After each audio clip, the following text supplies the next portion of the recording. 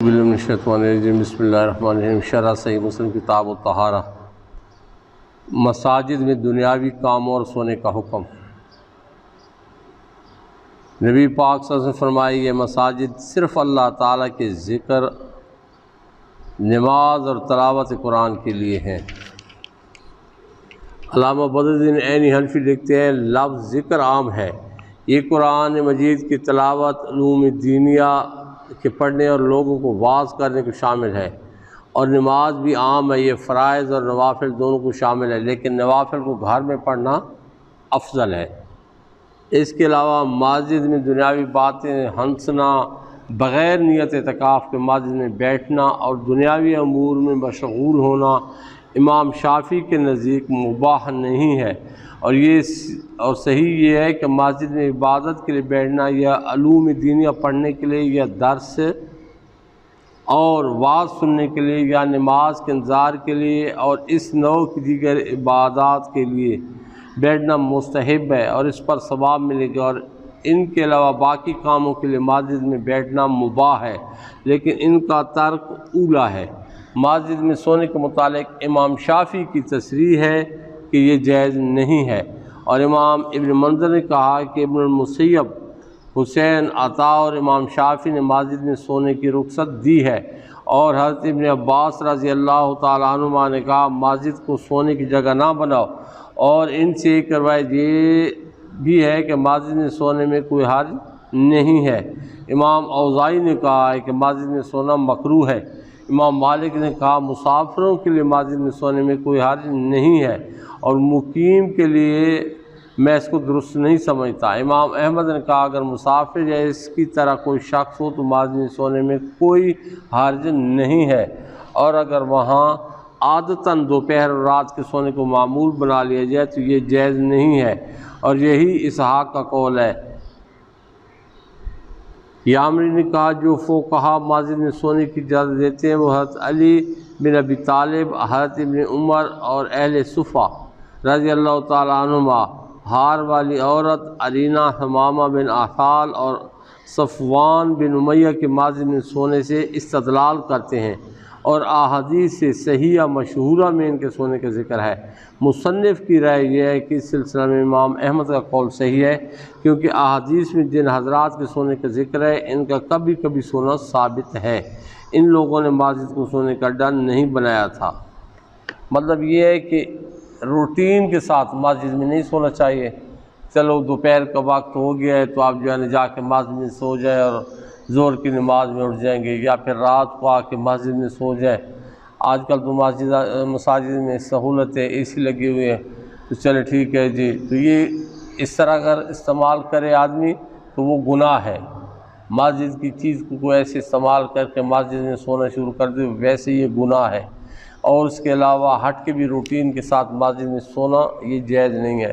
لیکن مسافر ہیں ان کے لیے جائز ہے کہ وہ اگر مسجد میں سو رہے ہیں یا سو جاتے ہیں تو ان کے لیے جائز ہے، ان کے لیے کوئی اس میں قباحت نہیں ہے۔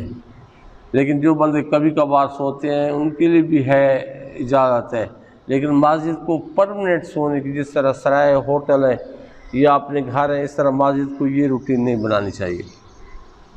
حدیث مذکور سے بعض دیگر استنباط شدہ مسائل۔ اس حدیث سے مستنبط ہونے والے بعض دیگر مسائل کی تفصیل یہ ہے: نمبر 1، امر بالمعروف اور نہی عن المنکر میں سبقت کرنی چاہیے۔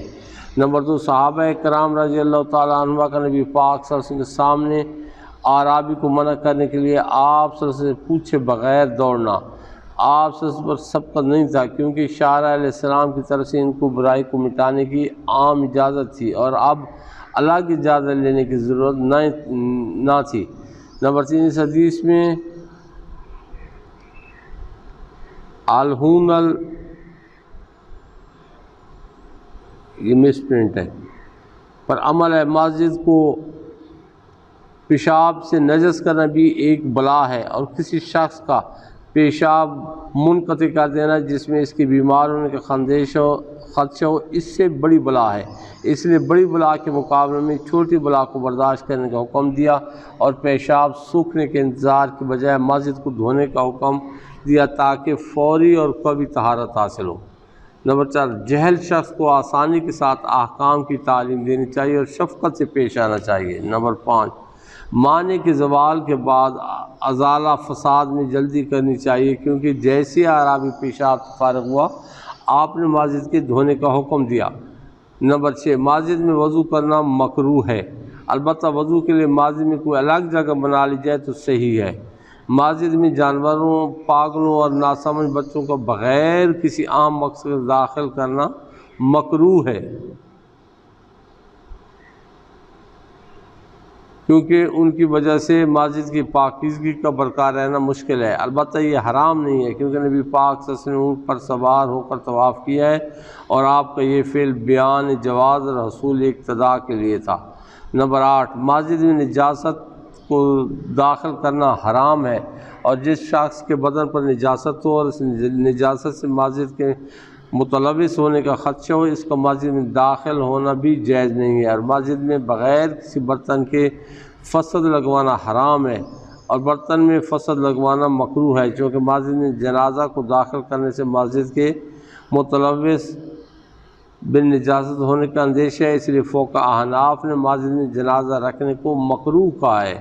البتہ جنازہ مسجد سے باہر ہو تو پھر مسجد میں نماز جنازہ پڑھنا بلا کراہت جائز ہے۔ اس کی تفصیل کے لیے شرح صحیح مسلم جلد ثانی کا ضمیمہ ملاحظہ فرمائیں۔ سعیدی۔ نمبر 9، مسجد میں لیٹنا، پیر پھیلانا، انگلی میں انگلیاں ڈالنا جائز ہے، کیونکہ یہ تمام امور احادیث صحیحہ مشہورہ میں رسول اللہ صلی اللہ علیہ وسلم کے افعال سے ثابت ہے۔ نمبر 10، مسجد کو نجاست، گھناؤنی چیزوں مثلا ناک، تھوک وغیرہ اور تکلیف دہ چیزوں مثلا کانٹے، شیشہ کے ٹکڑوں وغیرہ سے پاک اور صاف رکھنا چاہیے۔ بلند آواز سے باتیں کرنے، خرید و فروخت اور دیگر دنیاوی کاموں سے مسجد کو بچانا چاہیے۔ نمبر باب 105، شیرخوار بچے کے پیشاب آلود کپڑے کو دھونے کا حکم۔ اب یہ اکثر لوگ پوچھتے ہیں کہ بچہ شیرخوار ہے تو اس کا جو ہے نا پیشاب آ گیا تو اس کے لیے کیا حکم ہے۔ اب یہ مسئلہ، یہ حدیث مبارکہ اور پھر اس کی شرح آگے سنو۔ حضرت عائشہ صدیقہ رضی اللہ تعالیٰ عنہ بیان کرتی ہیں کہ لوگ اپنے نومولود بچوں کو حصول برکت کی خاطر رسول اللہ صلی اللہ علیہ وسلم کی خدمت میں لاتے۔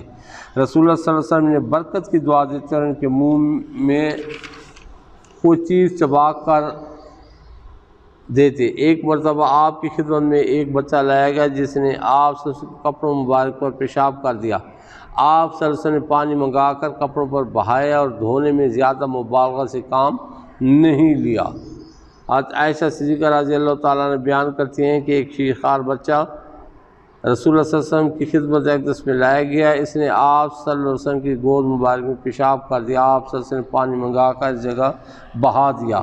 امام مسلم نے ایک اور سند کے ساتھ حسب سابق حدیث بیان کی۔ امام قیس بنت محسن بیان کرتی ہیں کہ وہ رسول اللہ صلی اللہ علیہ وسلم کی خدمت میں ایک ایسا بچہ لے کر آئیں جس نے ابھی کھانا کھانا شروع نہیں کیا تھا۔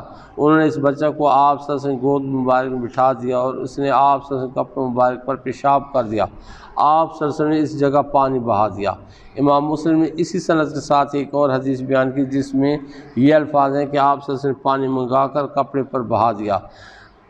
عتبہ بن مسعود بیان کرتے ہیں کہ ام قیس بنت محسن حضرت عکاشہ بنت محسن کی بہن تھی جو بنو اسد بن خزیمہ سے تعلق رکھتے تھے، اور یہ ان عورتوں میں سے تھیں جو سب سے پہلے ہجرت کر کے مدینہ منورہ آئیں اور رسول اللہ صلی اللہ علیہ وسلم کی بیعت کی۔ وہ بیان کرتی ہیں کہ وہ رسول اللہ صلی اللہ علیہ وسلم کی خدمت اقدس میں اپنے ایک کم سن بچہ کو لے گئیں جو ابھی کھانے کی عمر کو نہیں پہنچا تھا۔ اس بچے نے رسول اللہ صلی اللہ علیہ وسلم کی گود مبارک میں پیشاب کر دیا۔ رسول اللہ صلی اللہ علیہ وسلم نے پانی منگا کر اس کپڑے پر بہا دیا، البتہ اس کو زیادہ کوشش سے نہیں دھویا۔ شیرخوار بچے کے پیشاب آلود کپڑے کو دھونے کے حکم میں مذاہب فقہا اور دیگر مسائل۔ علامہ یحییٰ بن شرف نووی اس حدیث سے استنباط شدہ مسائل کے بیان میں لکھتے ہیں۔ نمبر 1، نومولود بچے کو نیک اور بزرگ لوگوں کی گود میں حصول برکت کے لیے دینا چاہیے۔ نمبر 2 بچے کے سر پر ہاتھ پھیرنا اور دعا دینا۔ نمبر 3 صالحین اور اہل فضل سے برکت حاصل کرنا۔ نمبر 4 تواضع اور انکسار سے کام لینا اور لوگوں سے مل جل کر رہنا۔ نمبر 5 کھجور یا اس جیسی کسی چیز کو چبا کر بچہ کے منہ میں بطور گھٹی کے دینا۔ 6 شیرخوار بچہ کا پیشاب بالاتفاق نجس ہے اور داؤد ظاہری کے سوا کسی نے اس کی مخالفت نہیں کی۔ نمبر 7 فقہائے شافعیہ نے شیرخوار بچہ اور بچے کے پیشاب آلود کپڑے میں فرق کیا اور ان کا مختار قول یہ ہے کہ بچے کے پیشاب آلود کپڑے پر پانی چھڑکنا کافی ہے اور بچی کے پیشاب آلود کپڑے کو دھونا واجب ہے۔ حضرت علی ابن ابی طالب رضی اللہ تعالیٰ عنہ، عطا بن ابی رباح، حسن بصری، امام احمد بن حنبل اور اسحاق بن راہویہ کا یہی مسلک ہے۔ متقدمین اصحاب الحدیث ابن وہب، مالکی اور امام ابو حنیفہ سے بھی ایک یہی روایت ہے۔ نمبر 8 اب امام ابو حنیفہ کا قول۔ امام ابو حنیفہ، امام مالک اور فقہائے کوفہ کا مسلک یہ ہے کہ شیرخوار بچہ ہو یا بچی، دونوں کو پیشاب آلود کپڑوں کو دھونا واجب ہے۔ علامہ بدر عینی حنفی لکھتے ہیں فقہائے شافعیہ کے استدلال ان احادیث سے ہے جن بچہ کے پیشاب آلود کپڑے کو دھونے کے لیے نفاح کا لفظ آیا ہے اور وہ کہتے ہیں کہ نفاح کمانی پانی چھڑکنا ہے۔ ہم کہتے ہیں کہ ان حدیث میں نفاح کمانی دھونا ہے، تفتح کے دھونے کے معنی میں مستعمل ہونے پر یہ دلیل ہے۔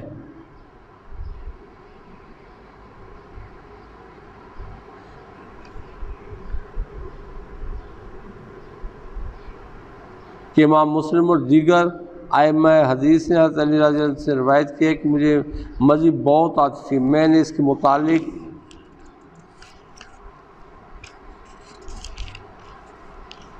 خود رسول اللہ صلی اللہ علیہ وسلم سے سوال کرنے میں حیا محسوس کی کیونکہ آپ صلی اللہ علیہ وسلم کی صاحبزادی میرے نکاح میں تھی۔ میں نے حضرت مقداد بن اسود سے کہا وہ سوال کریں، انہوں نے سوال کیا تو آپ نے فرمایا وہ اپنے ذکر کو دھوئے اور وضو کرے۔ اور امام ابو داؤد نے حضرت مقداد بن اسود سے روایت کیا کہ حضرت علی ابن ابی طالب نے مجھ سے کہا کہ میں رسول اللہ صلی اللہ علیہ وسلم سے سوال کروں کہ ایک شخص اپنی اہلیہ کے قریب جائے اور اس کی مزید نکل آئے تو اس کے لیے کیا شرعی حکم ہے؟ حضرت علی کرم اللہ وجہ الکریم نے کہا میرے پاس آپ کے صاحبزادے ہیں، اس لیے مجھے آپ سے یہ سوال کرنے میں حیا آتی ہے۔ تب میں نے رسول اللہ صلی اللہ علیہ وسلم سے یہ سوال کیا تو آپ نے فرمایا جب تم میں سے کوئی شخص اس چیز کو پائے تو اپنے فرج کو نفاح کرے اور جس طرح نماز کے لیے وضو کرتے ہیں اس طرح وضو کرے۔ ان دونوں حدیثوں میں ایک ہی واقعہ کا بیان ہے، ایک حدیث میں ہے ذکر کو دھوئے اور دوسری حدیث میں ہے ذکر کو نفاح کرے۔ اس سے معلوم ہوا کہ نفاح کا معنی بھی دھونا ہے۔ نیز اس پر سب کا اتفاق ہے کہ جب ذکر پر مزی لگی ہو تو اس پر پانی چھڑکنا کافی نہیں ہے بلکہ دھونا ضروری ہے۔ فقہائے احناف کی دلیل وہ احادیث ہیں جن میں نجاست اور پیشاب سے آلودہ چیزوں کو دھونے کا بالعموم حکم دیا گیا ہے۔ وما علینا الا البلاغ المبین۔ آگے جو ہے نا انشاءاللہ یہ منی کا حکم ہے کہ اس کے ساتھ کیا طریقہ اختیار کرنا چاہیے۔